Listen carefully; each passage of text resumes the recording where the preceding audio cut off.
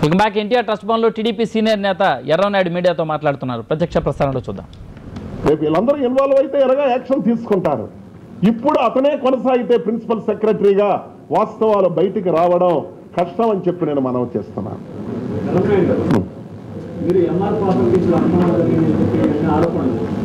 ఆ ఎంఆర్ ప్రాపర్టీస్లో ప్రధాన భాగస్వామిగా ఉన్న కోనేరు ప్రసాద్ పేరు పార్టీ కొంతమంది ఉద్యోగులు ఉన్నారని చెప్పి ఆరోపణలు వస్తున్నాయి. అటువంటిప్పుడు మీరు మాట్లాడడానికి మీకు నైతిక హక్కు ఎక్కడ ఉంది? చూడండి అమ్మా, మీరు పేరోల్స్లో సాక్ష్య పేపర్ నుంచి లేకపోతే ఇంకొక పేపర్ నుంచి పేరోల్స్ కాదు.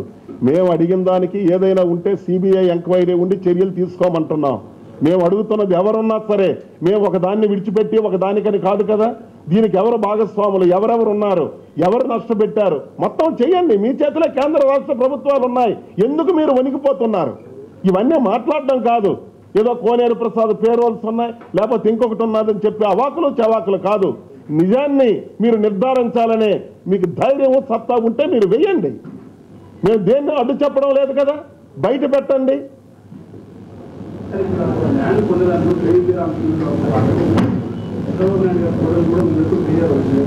చూడండి, చంద్రబాబు నాయుడు గారు కోడలని మీరు అంటారు. బాలకృష్ణ గారు పాపని ఎందుకు అనరు? బాలకృష్ణ గారు పాపగా బాలకృష్ణ గారు కొన్నారు. Okay, that's all. ఎంక్వైరీ చేయమని నేనేం మాట్లాడుతున్నాను? కేవీపీ కానీ లేకపోతే బాలకృష్ణ గారు డాక్టర్ కానీ ఇంకెవరు ఏమి కొన్నారో అన్నీ కూడా మీరు పత్రికల్లో వచ్చాయి.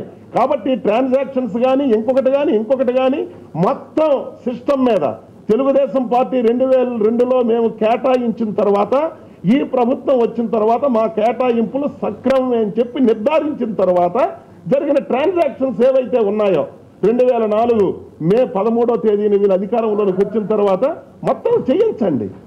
నిజాన్ని నిగ్గు తేల్చండి. వాళ్ళు సిబిఐ వాళ్ళు ఏ రికమెండేషన్స్ ఇస్తే అమలు చేయండి. That's all. ఈ ఎంక్వైరీ నేను ఎందుకు చేయాలంటే వాళ్ళు కొనుక్కున్నారని వాళ్ళు చెప్తున్నప్పుడు దాన్ని ఎంక్వైరీ చేయవలసిన అవసరం లేదు. ఏది నేననేది కేవీపీ వాళ్ళు కొనుక్కున్న దాని మీద నేను ఇప్పుడు పోరాడడం లేదు. ఈ రోజు కేవీపీ రాజశేఖర్ రెడ్డి మొత్తం అంతా కూడా ఈ ప్రభుత్వ భూములు కారు చౌకగా ఇచ్చి వాళ్ళ కార్యక్రమాలు చేశారు. మేమేం చెప్పామండి? సాక్షిలో పెట్టుబడులు ఎవరు పెట్టారు? సాక్షిలో పెట్టుబడులు పెట్టడం తప్పని చెప్పడం కాదు. ఎవరు పెట్టారు సాక్షిలో పెట్టుబడులు? ఎవరికైతే ఇండస్ట్రియల్ ప్రమోషన్ గురించి కారు చౌకగా భూములు ఇచ్చారో వాళ్ళే పెట్టుబడులు పెట్టారు. కాబట్టి దానిలో ఈ బినామీ ట్రాన్సాక్షన్స్ ఉన్నాయని చెప్పాం. కాబట్టి పెట్టుబడులు కొనుక్కోవడానికి కాదు, దాని బ్యాక్గ్రౌండ్ హిస్టరీ. మీరు ఇదే రాజశేఖర్ రెడ్డి రైతులకు ఎందుకు ఇవ్వలేదండి? మీరు ఆ ప్రశ్న వేయరు.